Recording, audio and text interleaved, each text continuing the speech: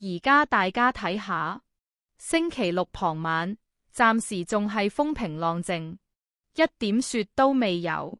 好多人以為死啦，天文台係咪呃人㗎？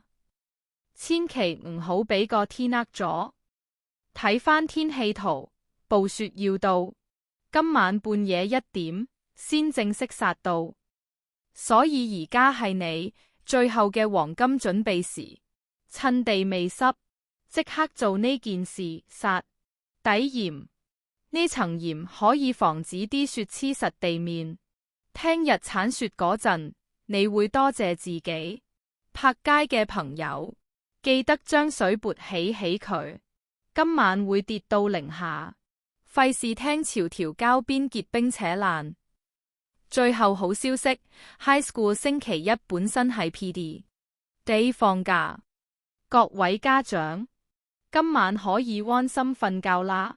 Stay safe。